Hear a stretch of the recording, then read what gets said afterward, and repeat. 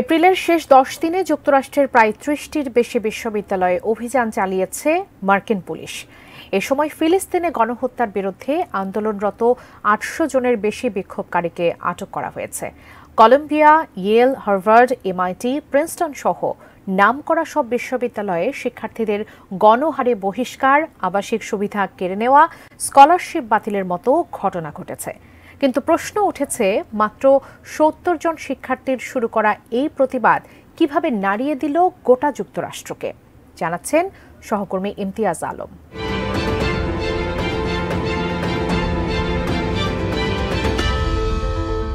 শান্তিপূর্ণ আন্দোলনরত শিক্ষার্থীদের সাথে সংঘর্ষে জড়ানো, টেনে হিচড়ে শিক্ষার্থীদের গণহারে গ্রেফতার, নারী অধ্যাপককে মাটিতে ফেলে হাতকড়া পরানো, মার্কিন পুলিশের এমন কর্মকাণ্ডে বিস্মিত গোটা বিশ্ব।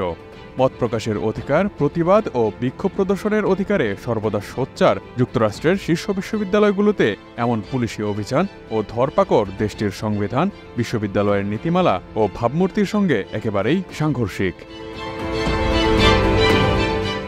মাত্র ৭০ জনের প্রতিবাদ যেভাবে যুক্তরাষ্ট্রের জাতীয় ইস্যুতে পরিণত হল।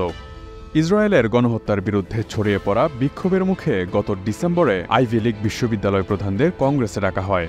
ক্যাম্পাসে আন্দোলনের নামে অ্যান্টিসেমিটিজম বা ইহুদি বিদ্বেষ ছড়ানো হচ্ছে এমন অভিযোগ তুলে মর্যাদাপূর্ণ ৮ বিশ্ববিদ্যালয় প্রধানদের দিকে আঙুল তোলেন দেশটির নীতি নির্ধারকরা। তোপের মুখে পদত্যাগ করেন হার্ভার্ড ও পেনসিলভানিয়া বিশ্ববিদ্যালয়ের প্রেসিডেন্ট। এরপর গত ১৭ এপ্রিল ভোরে যুক্তরাষ্ট্রের কলম্বিয়া বিশ্ববিদ্যালয়ের একদল শিক্ষার্থী তাঁবু খাটিয়ে দাবি আদায়ে অবস্থান কর্মসূচি শুরু করেন। তাদের মূল দাবি, ফিলিস্তিন ও ইসরায়েলের চলমান যুদ্ধে সমর্থনকারী সংস্থাগুলোর সঙ্গে বিশ্ববিদ্যালয়ের আর্থিক লেনদেন বন্ধ করতে হবে। সেদিনই ক্যাম্পাসে ইহুদি বিরোধী কর্মকাণ্ডের জন্য ক্যাপিটল হিলে ডাক পড়ে কলম্বিয়ার প্রেসিডেন্ট ডক্টর মিনোচে শাফিকের। প্রায় ৪ ঘণ্টা ধরে তাকে এ বিষয়ে প্রশ্ন করা হয়েছিল, যার উত্তরে তিনি বলেছেন এ বিষয়ে ইতোমধ্যেই ব্যবস্থা নেওয়া হচ্ছে। সানবিট সব দিবে সামাল। সানবিট ম্যাজিক প্রেস ডিশওয়াশিং এর মাথা ঘোরানো সলিউশন। পরদিন নিউ ইয়র্ক পুলিশ ডিপার্টমেন্টে ফোন করেন ডক্টর শাফিক। মুহূর্তের মধ্যেই পুলিশ বাহিনী ক্যাম্পাসে প্রবেশ করে আন্দোলনকারী শিক্ষক শিক্ষার্থীদের সঙ্গে মারমুখী আচরণ শুরু করে। এ সময় শতাধিক শিক্ষার্থীকে আটক করা হয়। বিবিসির দেওয়া এক তথ্য অনুযায়ী এর আগে সর্বশেষ কলাম্বিয়া বিশ্ববিদ্যালয় ক্যাম্পাসে পুলিশ ঢুকে এমন গণহারে গ্রেফতার করেছিল ৫ দশকেরও বেশি আগে ভিয়েতনাম যুদ্ধের প্রতিবাদ কর্মসূচির সময়। এ ঘটনার পরেই যুক্তরাষ্ট্র জুড়ে বিশ্ববিদ্যালয়গুলোতে ফুঁসে উঠেছেন শিক্ষক ও শিক্ষার্থীরা।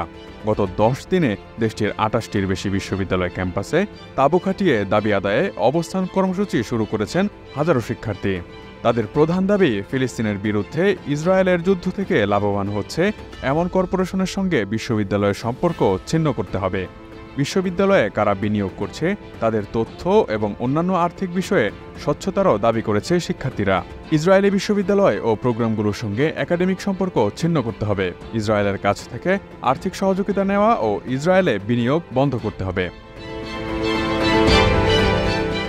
সীমানা পেরিয়ে যুক্তরাষ্ট্রের বিশ্ববিদ্যালয়গুলোর এই আন্দোলনে সংহতি জানিয়েছে অস্ট্রেলিয়া, কানাডা, ফ্রান্স, ইতালি, যুক্তরাজ্য সহ আরও কয়েকটি দেশের বিশ্ববিদ্যালয় শিক্ষার্থীরা। অস্ট্রেলিয়ার মেলবোর্ন বিশ্ববিদ্যালয়, সিডনি বিশ্ববিদ্যালয়, কানাডার ম্যাকগিল বিশ্ববিদ্যালয়, কনকর্ডিয়া বিশ্ববিদ্যালয়, ফ্রান্সের Paris Institute of Political Studies Sorbonne বিশ্ববিদ্যালয়, ইতালির স্যাপিঞ্জা বিশ্ববিদ্যালয়, যুক্তরাজ্যের Leeds university, university college London, Warwick ইউনিভার্সিটিতে যুক্তরাষ্ট্রের বিশ্ববিদ্যালয়ের এই আন্দোলনের প্রতি সমর্থন জানিয়ে বিক্ষোভ কর্মসূচি পালন করছে শিক্ষার্থীরা। Imtiaz Alam, desk report, ATN news.